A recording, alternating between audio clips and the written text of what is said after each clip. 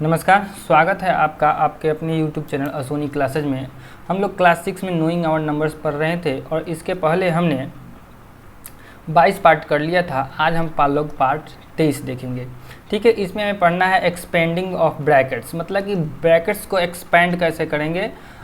Bracket में को expand करने का मतलब ये हुआ कि जैसे अगर हमें दिया हुआ है 2 × 4 + 5, तो इस नंबर को हम लोग सॉल्व कैसे करेंगे, इसको सॉल्व कैसे करेंगे, इसको एक्सपेंड कैसे करेंगे, इसी के बारे में आज हम लोग जानेंगे। ठीक है, तो चलिए शुरू करते हैं। ये एक्सरसाइज 1.9 के लिए है और इसे समझने के बाद में आप एक्सरसाइज 1.9 को आसानी से सॉल्व कर सकते हैं। देखिए, एक्सपेंडिंग ऑफ ब्रैकेट्स में सबसे पहले क्या है कि एक लॉ हमें पढ़ना है, डिस्ट्रीब्यूटिव लॉ। डिस्ट्रीब्यूटिव लॉ ये कहता है कि ब्रैकेट के अंदर में जो संख्याएँ हैं, जो नंबर्स है, उसके साथ में कोई नंबर अगर ब्रैकेट के बाहर मल्टीप्लाई में हो तो करना क्या है कि इस बाहर वाले नंबर से अंदर वाले दोनों नंबर को मल्टीप्लाई करना है। मतलब ये जैसे कि यहाँ a × b + c लिखा हुआ है। ठीक है, a × b + c लिखा हुआ है तो a का b से भी गुना होगा जैसे कि यहाँ पे किया हुआ है, और इस a का c से भी गुना होगा जैसे कि यहाँ पे किया हुआ है। a × b हो जाएगा और a × c। a × b को हम लोग डायरेक्ट a b लिखेंगे और a × c को आगे से जब भी लिखेंगे तो डायरेक्ट a c लिखेंगे। तो इस क्वेश्चन को अगर देखा जाए तो क्या है कि 2 जो है 4 और 5 के मल्टीपल में है। ठीक है, 2 जो है ब्रैकेट से बाहर है, यानी कि इस 2 का 4 से भी मल्टीप्लाई होगा और इस 2 का 5 से भी मल्टीप्लाई होगा। कहने का ये मतलब ये हो गया कि 2 × 4 हो गया और प्लस 2 × 5 हो गया। ठीक है, अब इसको सॉल्व कर लेंगे। 2 चौके 2 4 जा 8, 2 5 जा 10, 8 और 10 में जब प्लस कर देंगे दोनों को तो हो जाएगा हमारा 18। तो इस तरह से अगर प्लस वाला कोई इक्वेशन आता है तो सॉल्व हो जाता है। माइनस वाला इक्वेशन पर भी बात कर लेते हैं। एक माइनस वाला इक्वेशन लेके, जैसे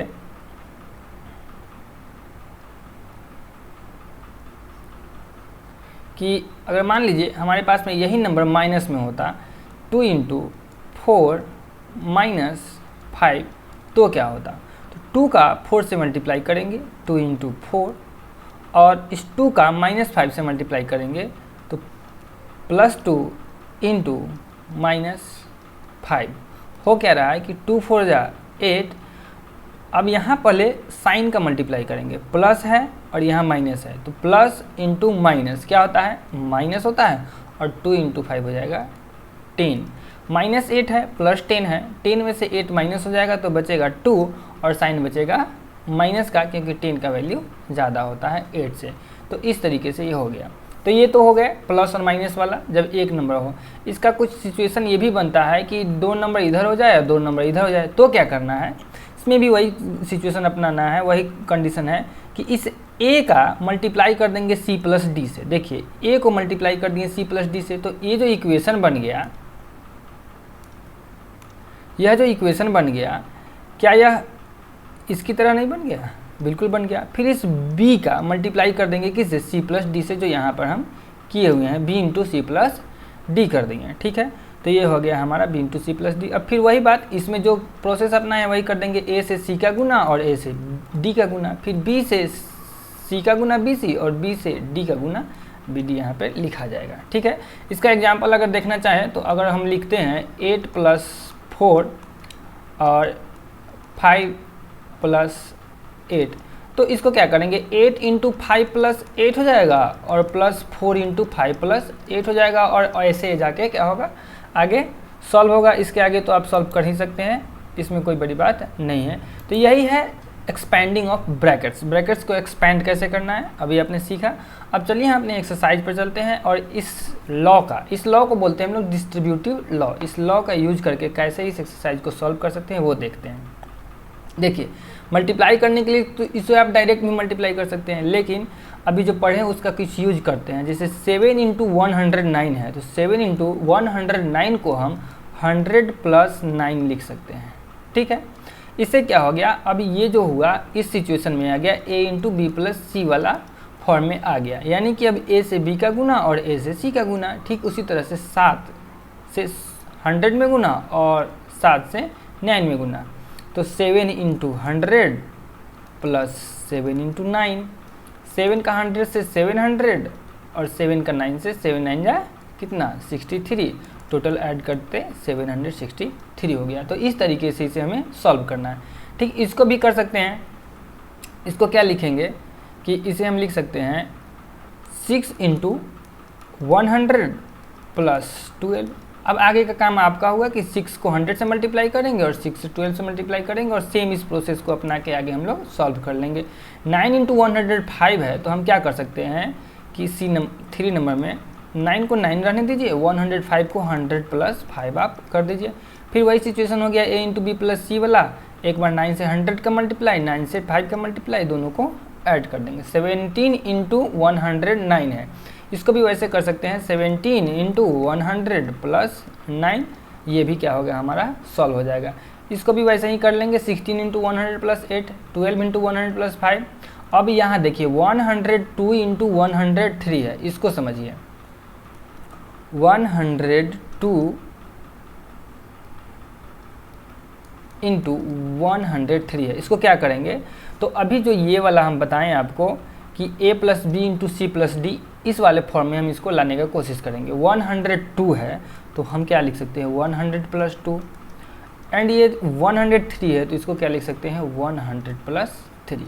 करना क्या है कि 100 से 100 + 3 में मल्टीप्लाई कर देना है और फिर 2 से 100 + 3 में हमको मल्टीप्लाई कर देना है, बस हमारा सॉल्व हो जाएगा।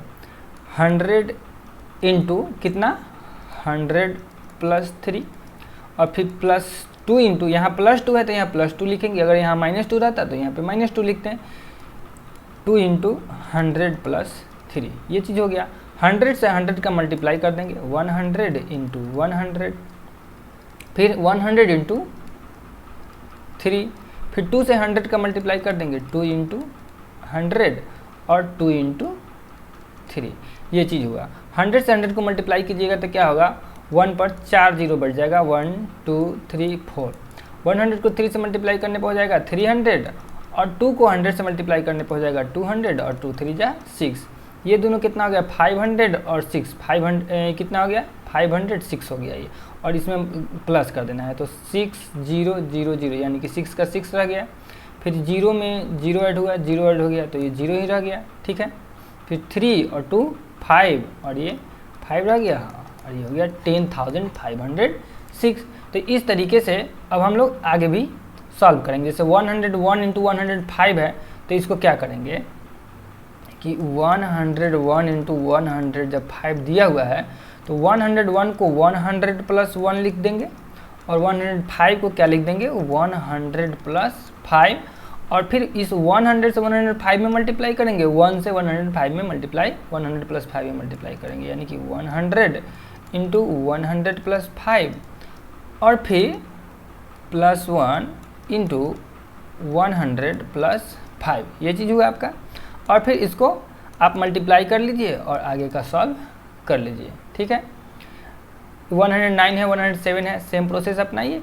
तो ये आपका एक्सरसाइज 1.9 का क्वेश्चन सब सॉल्व हो जा रहा है, ठीक है। अब एक क्वेश्चन है हमारे पास में, वो क्वेश्चन क्या है सो थोड़ा सा देखिएगा इसको।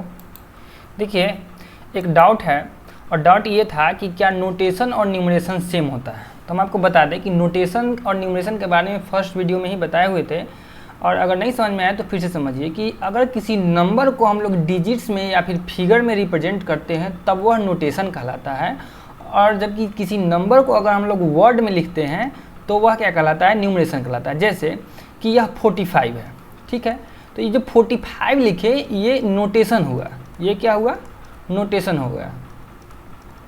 लेकिन अगर हम इसको ऐसे लिखे 45 ये वर्ड में लिख दिए और जो वर्ड में लिखे तो यह इसका क्या कहलाया न्यूमरेशन कहलाया।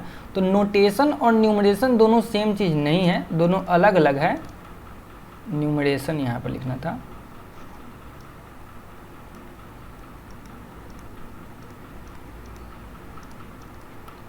नोटेशन क्या है किसी नंबर को डिजिट में रिप्रेजेंट करना, और न्यूमरेशन क्या है किसी नंबर को वर्ड में रिप्रेजेंट करना। आई होप आपको ये चीज़ क्लियर हुआ होगा। जो डाउट था वो आपका क्लियर हो जाना चाहिए कि किसी भी नंबर को जब आप वर्ड क्या बोलते हैं फिगर में या फिर डिजिट्स में, जैसे कि यहाँ 436 लिख रहे हैं, ठीक है, तो 436 को कैसे लिखेंगे, 436 लिखेंगे। तो यहाँ पे ये इसका नोटेशन होगा, 436 का ये नोटेशन हुआ। लेकिन जब इसको हम वर्ड में लिखेंगे तो क्या कहलाएगा, उसका न्यूमरेशन कहलाएगा। तो वर्ड में लिखना न्यूमरेशन और डिजिट में लिखना नोटेशन। Is that clear? तो ये आपका एक्सरसाइज 1.9 पूरा होता है। अब हम आपसे नेक्स्ट वीडियो में मिलेंगे नेक्स्ट एक्सरसाइज के साथ में।